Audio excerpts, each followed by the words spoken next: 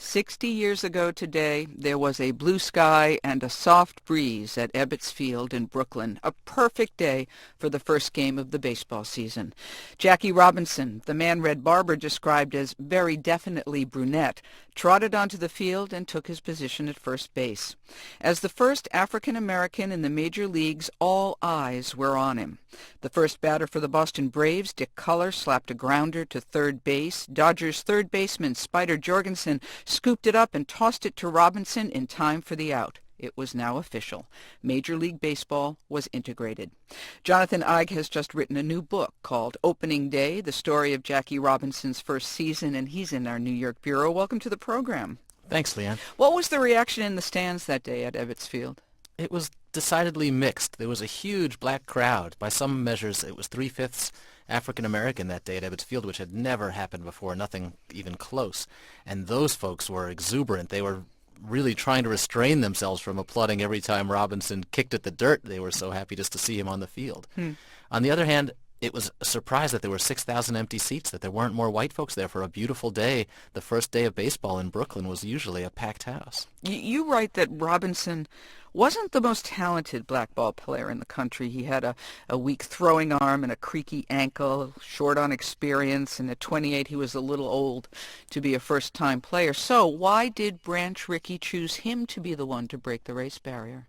It was a fascinating choice. I think he chose Robinson because Robinson was so intelligent and so competitive and so strong. He wanted somebody who would not just integrate the game, but somebody who would really push the point, who would make it clear that black players were here to stay and that they were not to be trifled with. So he was someone who could probably stand up to all the media scrutiny. Not just the media scrutiny, but the animosity he was going to get even from his own team, not to mention from his opponents. There were a lot of people who thought that if we could drive this guy out and do it quickly, we might end this integration experiment before it really takes hold. Was there any evidence of that on the field that day? Not that day. Before that day, during spring training, several of them threatened not to play with Robinson. They were really trying to drive a wedge between him and the rest of the team. And then just a few days later, when the Philadelphia Phillies came to town for their first game at Ebbets Field, they really let him have it. Their manager, Ben Chapman, ordered his team to go as hard as they could riding Robinson and riding his teammates for playing with a black man. They were really vicious. So what was Branch Rickey's primary motivation? That's a tough one to say because Branch Rickey always had many motivations. He was a complex man. He wanted to integrate the game. He wanted to do the right thing. He was a very religious and moral man. He also wanted to win, and the Dodgers had the worst team, the smallest ballpark in New York, and he saw a competitive advantage here by signing black players.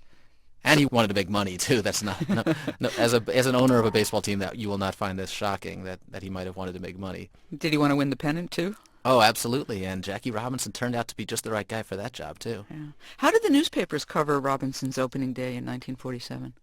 It's interesting. Again, it's divided. The black newspapers are all over it. It's a banner headline in every African-American paper in the country with 6 pages of photos inside on some of them. They wrote about what Robinson ate for breakfast, and they wrote about where he sat on the bench.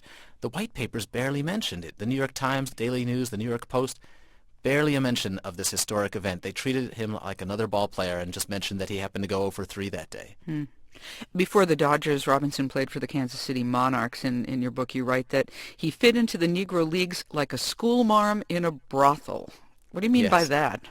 Robinson was a very serious guy. He did not play around, and he really liked to win, and it drove him crazy that these Negro League teams would play games and then stop in the 5th or 6th inning to get back on the bus so they can go play another game.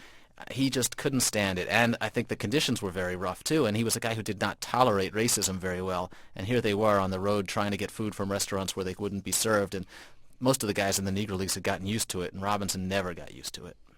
How did Jackie Robinson's wife, Rachel, handle this new life? To me, she's one of the real heroes of the story, and perhaps one of the forgotten heroes, because in 1947 they were newlyweds. They had a 5-month-old baby, and they were living in this cubicle of an apartment. They didn't even have the apartment all to themselves. They shared it with a stranger. So 3 people in a 10-by-12 room, and Robinson is very much alone in going through this ordeal. His teammates don't speak to him for the most part. He's got no family, no friends in New York, and his wife is his rock. And she's a brilliant woman who knew exactly what he was going through and helped him in so many ways. So how do you assess Robinson's performance during that first season? nothing short of brilliant.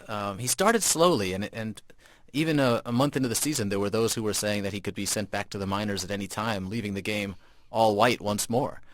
But by middle of May, early June, he's just crushing the ball, and he's driving people crazy with his aggressive base running. And the Dodgers, to everyone's surprise, are in first place, and they stay there all season long. By the end of the year, not only is Robinson hitting .295 and leading the league in stolen bases, but more importantly, he's won over some of his very crusty, very Southern, very prejudiced teammates, and they're now saying we couldn't have done it without him. They have to admit it. Wasn't he voted Rookie of the Year? He was indeed.